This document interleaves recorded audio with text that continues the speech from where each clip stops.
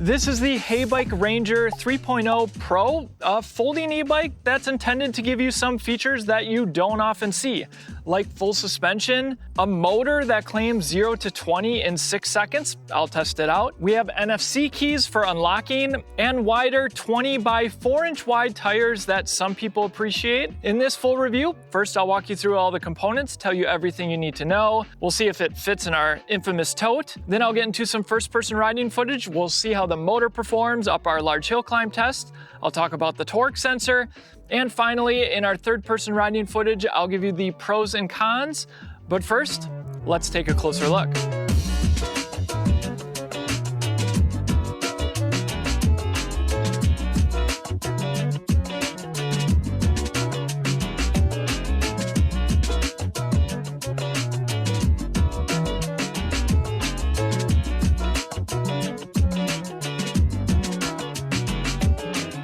Right off the bat, the Heybike Ranger 3.0 Pro as well as the Mars 3.0 are part of Heybike's X series. That just means you get a more powerful motor and some extra components that maybe you don't see on some of their other models. But yes, that also means that the price might be a little bit higher than some of their other models. Let me know in the comments section if some of these extra features that you see here are something that you value in an electric bike. The Ranger 3.0 Pro is currently priced at $14.99, though you can find up-to-date pricing and see if they're running a sale using the link down in the description. Also, if you buy with Heybike, that supports the channel for free, or simply scan the QR code on your screen now. Thank you so much for your support. Something that caught my eye was this sapphire blue sparkly paint job. It's also offered in a few different colors, including a limited edition Miami colorway.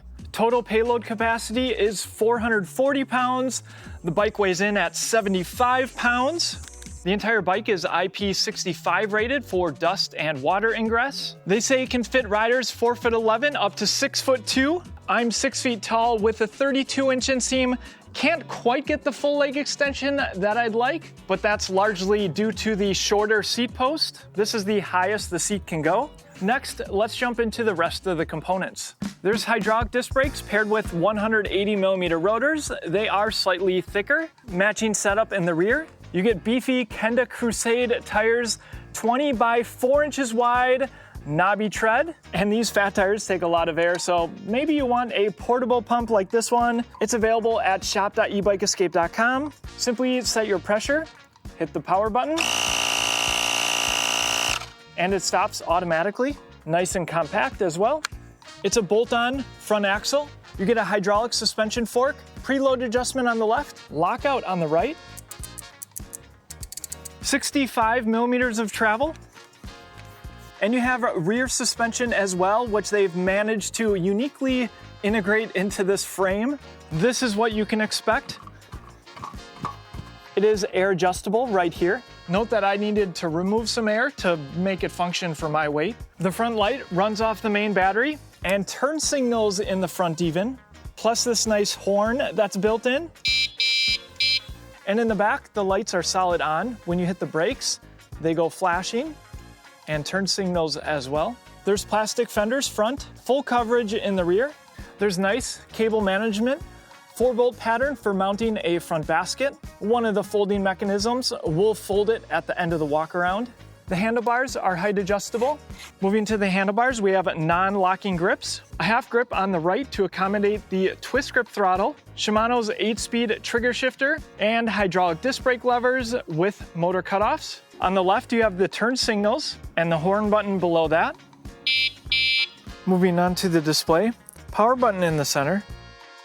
You can enter a passcode, or you can use these handy RFID tags, which is pretty slick, to unlock your bike. In the top right-hand corner, we have battery percentage, speed front and center. Hitting the up and down arrows will change your pedal assist level, Eco, Tour, Standard, Sport, and Turbo. Odometer in the bottom right, wattage output as well. You can turn the lights on by holding pedal assist up, indicator on the top right. You can engage walk mode by holding pedal assist down. Hitting the center button will change what is displayed. Over to trip, voltage, time, average speed, max speed, and back to odometer. Underneath the display is a USB-A port for charging up your device. To get into the advanced settings, hold pedal assist up and down at the same time. We have system units, screen brightness, auto off, auto lamp, battery indicator. I changed that to percentage. Hopping over to basic settings, there's wheel size, battery, low battery voltage, password settings. This is where you can set your password. We'll skip advanced settings for now. There's factory settings, as well as information. In advanced settings, this is where you can change the top speeds, and we'll ignore some of the other functions here because this is an earlier version of the display. Heybike also has an app that allows you to connect to your bike. There are a few features in here, but perhaps the biggest one is the throttle speed limiter, which allows you to dial in how your throttle functions. It also might be easier to adjust your top speed within the app as opposed to within the display. They're relatively straight handlebars. Next, the battery. Turn the keys to the left and the battery pops out. Love that it's top load. This is a 48 volt, 15 amp hour battery. The battery is certified to UL2271. The entire bike's electronics are certified to UL2849. Battery indicator on the top. You can charge it right here, or if you prefer, when it's on the bike, there's a rubber cover right here, which allows you access to the port. Here's our battery fit check. It fits perfectly in our roll top battery bag that's waterproof and flame resistant. And when you clip it together, you have a nice handle. I always use these when I travel with my electric bikes because it offers additional protection. Available at shop.ebikeescape.com. Your purchase supports the channel, so thank you. To put the battery back in, terminals first. Push into place. And you do need to turn the keys to the right to lock it to the frame. A 2 amp charger is included, so 7.5 hours to charge the battery up from empty. There's metal folding pedals, push in, flip up. A rear mounted kickstand, standard saddle. You get a long rear rack. This is Heybike's Galaxy motor, 750 watts of nominal power, 1200 watts of peak power, 80 newton meters of torque. And I hope you can hear what it sounds like in the first person riding footage because it sounds a little bit different. The derailleur is Shimano Altus.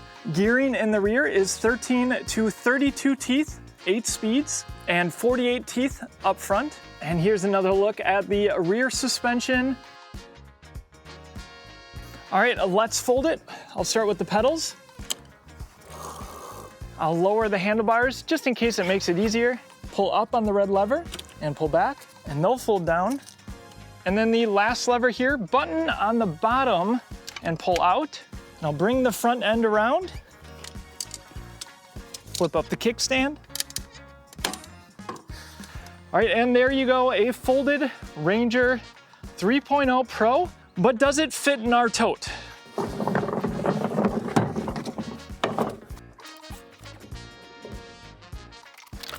And while folding bikes are great for their portability, this just makes it so much easier to travel with. This one has wheels as well, but the real benefit is being able to have one person on each side to lift and load it. All right, with that, let's get into some first-person riding footage and we'll see how this bike performs.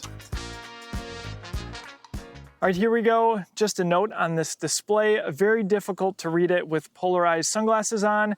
All right, let's test their claimed 0 to 20 in 6 seconds. 3, 2, 1, throttle only.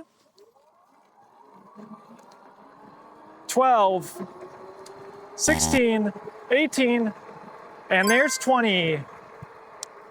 And something I have noticed with this motor, there's something different about it. It sounds more like a spacecraft, if you will, compared to other hub drive motors. We'll let you listen to the sound so you can hear it.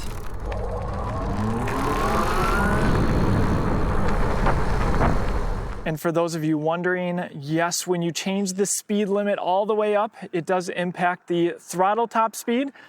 So while it comes shipped as a Class 2 electric bike with a top speed of 20 miles per hour, whether you're using the throttle or pedal assist, you can change that. Be mindful of all your local laws and regulations. Changing the top speed really intended for off-road or private road use only. But here we go, 3, 2, 1, throttle only. And peaking at 860 watts on the display, at least 900 there. All right, there's 21. 23,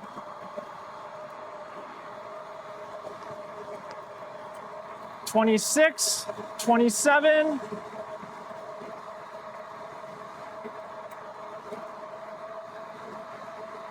and it looks like that's going to be it. All right, next for the pedal assist levels. Remember, this is using a torque sensor, which means the more power I put into my legs, the more power I'm going to get from the motor. Here we are in Eco. Nice little pedal stroke and just a little bit of power. I'm going to shift up into third gear here. And cruising very easy at 9 miles an hour. Still can hear that motor. Shift up to fourth gear, cruising at 11 now. And yeah, a little bit more power from the motors. We're creeping up. Shift up again. Fifth gear, 15. Shift up again, sixth gear. And still a cadence that I could do for a long time, cruising at 16 miles an hour. Let's go into tour. Feel more power there, certainly, as we approach 20 miles per hour. Going into seventh and eighth gear. So very easy in tour to cruise at 19 miles an hour. Appreciating that front and rear suspension on this bumpy road. All right, and more power from my legs. Looks like it is speed limited to 20 miles per hour. Not going to get more power, even though I'm putting in more power from my legs. Going up to standard though, there's more power. All right, as I kind of expected on this bike, you're going to be spinning your legs at higher speeds. So right now, 23 miles an hour, 24, and I can pedal a little bit faster. This might be my max speed of the cadence that I want my legs to be going. Going up to sport, having to spin my legs even faster, and yeah, now I'm pretty much providing no power, though I'm still getting a lot of power from the motor. And I could go up to turbo, let's try that. And just spinning the legs for looks. Now there's 27. Just so you can see what my legs are doing. So there's 19, 20, 21, 23. This is where it starts to get uncomfortable. 24, 25, 26. And yeah, I can put pressure, but it's pretty hard. All right, let's do a brake test. Not sure what's louder, the motor or these tires on the road. All right, lots of grip on these tires. No problem stopping me. All right, out of curiosity, I turned the bike back to class 2 mode, so top speed of 20 miles per hour. And it does appear that that changes how fast you go in some of the pedal assist levels, how much power you're getting from the motor. And the reason that's important is because when I turned the top speed up in tour, I was getting close to 20 miles per hour without not too much effort. And now I'm only at 13 miles an hour. So you can go into the higher pedal assist levels. Now in standard, getting a little bit closer to 20 at 16. Again, just leisurely cadence. And getting closer to 20 as we go down this hill. And so what's nice in Eco is I can go at a slower speed and get more of a workout if I want to, or go up to tour if I want a little bit more power. And what I'm also finding is in these pedal assist levels, it is stopping at a speed. So tour, it says it's only giving me 52 watts and I'm pushing really hard on my legs. So these pedal assist levels are somewhat speed limited, but then of course I can go higher and go faster. All right, I want to talk a little bit about comfort. We have these more straight handlebars. If I had my preference, I would prefer more the BMX style. I like being able to bring the handlebars a little bit closer to me. As it stands now, I'm 6 feet tall. I have pretty long arms and my arms are pretty stretched out here. So I imagine shorter riders, it might be a challenge. Now, speaking of that height difference, remember, I have the seat post as high as it goes, and I'm not getting full leg extension. So if you are taller and you are planning to buy this bike, you will want a longer seat post. if you're closer to 6 feet tall. The other thing is the seat. Nothing to write home about. I imagine some people will want to put something a little bit more comfy on here. And once I got the rear suspension dialed into my weight, I can feel it a lot more. It doesn't offer a ton of travel, but you can definitely tell that it's there. Now, for a fat tire bike like this isn't a mountain bike. You're not going to want to go on single track, but this is kind of the path I see bikes like this on. They just give you a little bit more confidence. You have plenty of grip with these tires. So fire roads around the campground are all great use cases. All right, with that, let's see how this motor does up our hill climb test. All right, let's get into our hill climb test. This is the hill that I test out all the electric bikes that I review on the channel. The GoPro makes it look so much smaller than it is. So put up a picture as well as the specs of the hill, and we will see what the minimum speed is. One note on this throttle, with pedal assist turned off, no access to the throttle, but full access in any pedal assist level, which means you get full power even if you're in eco. 16 miles an hour, 15, and it looks like it might hold us there. 904 watts was the highest reading I saw on the display. All right, and we are nearing the top of the hill. Minimum speed, 15 miles an hour, but let's see how it does while pedaling. All right, starting off in eco, first gear, getting around 150, 200 watts from the motor. I could make it to the top, but it would be a decent workout. Let's go into tour. All right, 250 watts there, still cruising around 7 miles an hour, putting moderate amount of effort into my legs. Let's see if we get more relief from standard. There we go. Creeping up a little bit, 8 miles an hour, using around 400 watts. I could maybe shift up into second gear here, getting closer to 10 miles an hour. All right, let's go into sport mode. Closer to 500 watts, still at 10 miles an hour. Shift up to third gear there. All right, and turbo. So I could shift down and make it extremely easy on myself and get 500 watts from the motor very easily, but to be able to put in some leg effort, third or fourth gear feels pretty good. 12 miles an hour and just a little bit more pressure on my legs. Shift up again. And we're getting closer to the 800 watts, 15 mile per hour. So not too terribly hard to get full power out of the motor. That actually equals the peak wattage you get from the motor when using throttle alone. And we made it to the top. With that, let's get into some third-person riding footage. I'll give you the pros and cons of the Heybike Ranger 3.0 Pro.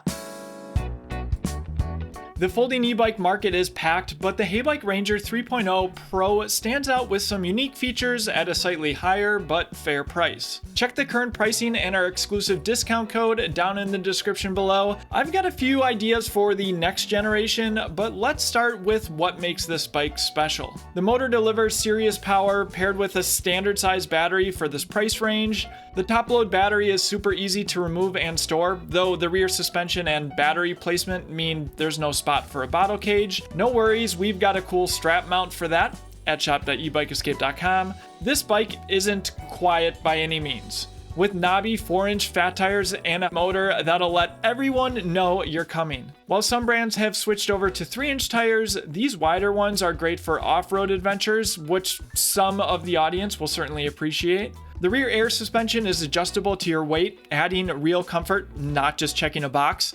Unlike some rear suspensions that just add additional weight to the bike, the front suspension is what you'd expect at this price, but I'd like to see a new saddle to really make it the ultimate comfort folding electric bike. Heybike nails the solid lighting package, turn signals, a built-in horn, and the RFID tags for added security. The rear rack has tons of capacity, making this e-bike versatile for commuting, errands, really whatever you want to get up to. I love the twist grip throttle and the Shimano trigger shifter combo. The Heybike app offers some customization, but I'd like to see full pedal assist level adjustments in a future update. They're close, so maybe it's just a software tweak away. At 6 feet tall, I couldn't get full leg extension with the stock seat post, so taller riders will need to budget for a longer one, though my wife at 5'5" was able to fit on it just fine. The T-style handlebars aren't my favorite either. Even with long arms, they felt like a stretch. More adjustment options would make this e-bike comfier for different riders. While you have tons of motor power, pedaling gets tough in the low to mid 20 mph range. The torque sensor keeps you at class 3 speeds very easily, but adding human power at those speeds is extremely difficult. This isn't unique to this electric bike, but just know that big batteries and motors mean this e-bike is heavy even though it folds, so you might want to tote for easier carrying. If this review has helped you with your purchase decision, please use our link down in the description. Don't forget about that discount code or scan the QR code on your screen before buying. The Heybike Ranger 3.0 Pro offers awesome value in the folding, fat tire, full suspension e-bike category, with a ton of functionality and just a few minor tweaks that are needed in my opinion. But let me know what you think down in the comment section. Are there other full suspension folding e-bikes we should be looking at? Thank you so much for watching until the end, and I will see you in the next one.